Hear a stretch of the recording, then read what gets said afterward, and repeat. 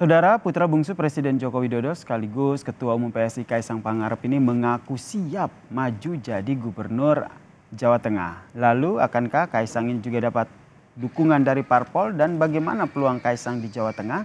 Kita ulas bersama dengan Direktur Eksekutif Lingkar Madani, Ray Rangkuti yang telah bergabung bersama kami di Kompas Malam. Salam sehat, Bang Ray. Ya, terima kasih. Ini Kaisang menjawab, ini konteksnya dia ditanya begitu, menjawab siap begitu. Anda melihat siap ini hanya sekedar menjawab atau ada memang sudah punya peluang yang kuat begitu untuk maju di Jateng 1? Saya kira ini bukan jawaban yang tiba-tiba saja di atas podium ya.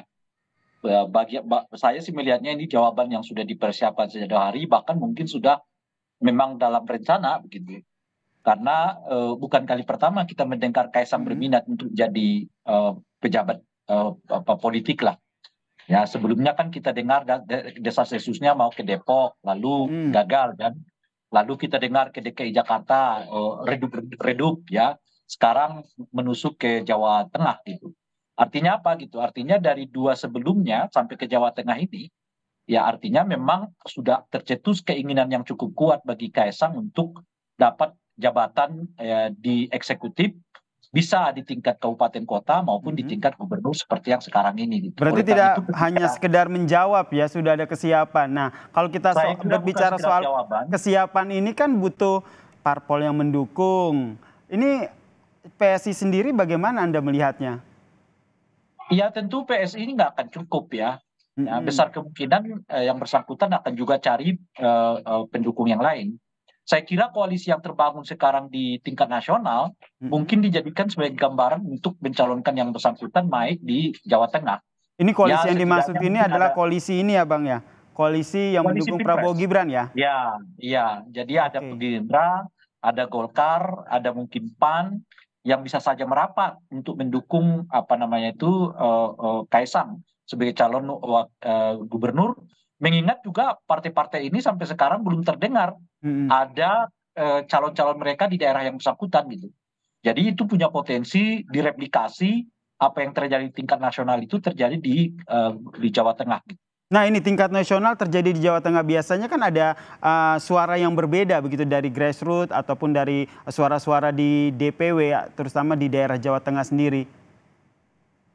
Iya tentu akan ada keriuhan gitu. Mhm. Tetapi mengingat seperti di tingkat nasional, ternyata keriuhan itu dapat terkendali. Mungkin Oke. juga di tingkat pemilihan kepala daerah juga akan terjadi seperti itu. Kan juga misalnya Gibran dahulu juga tidak tidak mulus kan Mhm. pendaftarannya gitu. Ada sedikit lah ya kegeriuhan di dalam internal PDI Perjuangan yang kemudian lolos begitu aja gitu. Jadi masih kuatnya posisi Pak Jokowi sebagai presiden itu dapat memuluskan keinginan Kaisang untuk mendapatkan perahu menuju gubernur atau Jawa Tengah 1 gitu. Ini berarti tidak lepas dari pengaruh ayahnya ya, Presiden Joko Widodo. Kalau lihat Dan dari tunggu dulu, sosok Bung. Kalau Kaisangnya dilihat dari sendiri, Bang. persentase, Mhm. sorry, kalau soal pengaruh ini persentasenya 80%. Oke, sangat besar berarti ya. Kalau kita lihat dari Besar, besar. sosok Kaisangnya sendiri seperti apa menurut Bang Ray Rangkuti sendiri? Mampukah untuk menjadi Jateng 1? Ya tentu kita nggak tahu karena kita juga belum ada sama sekali survei untuk melihat sejauh apa elektabilitas dan popularitas saudara Kaisang. Saya kira kalau popularitas mungkin tinggi ya, dibandingkan mungkin siapapun nanti jadi calon kompetitornya di dalam pilkada ini gitu. Tapi ya elektabilitasnya yang perlu ditinjau karena secara umum di kita itu bisa antara elektabilitas dengan elektabilitas itu, sorry, antara popularitas dan elektabilitas itu bisa selisihnya sampai 70%. Orang bisa dikenal sampai 80% warga, tetapi keterpilihannya mungkin baru sekitar 10% gitu. Jadi ya ini perlu disurvei memang untuk melihat sejauh apa penerimaan. Cuman Mhm. kalau dari sekarang Kaisang sudah menunjukkan keinginannya, saya kira dia justru apa istilahnya itu ya calon pertama yang secara terbuka menyatakan ingin maju sebagai calon gubernur. Baik. Maka dengan sendirinya dua hal kemungkinan bisa diraihnya. Popularitas yang bisa meningkat bersama dengan itu elektabilitas bisa meningkat juga gitu.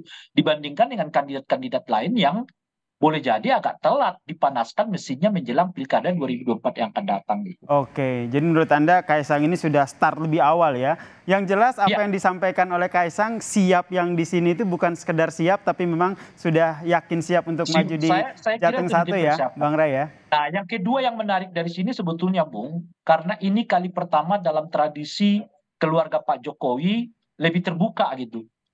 Jauh Baik, hari sebelum pelaksanaannya mereka terbuka gitu. Kan sebelum-sebelumnya kan tidak kan.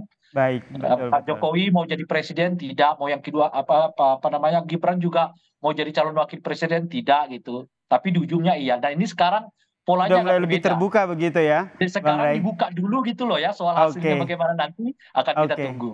Kita nantikan ya seperti apa langkah politik Siap, selanjutnya dari putra bungsu siap. Presiden Joko Widodo sekaligus Ketum PSI Kaisang Pangarep. Terima kasih Direktur Eksekutif Lingkar Sama-sama, Madani Bung. Ray Rengkuti telah bergabung bersama kami di Kompas Malam. Salam sehat. Dan saudara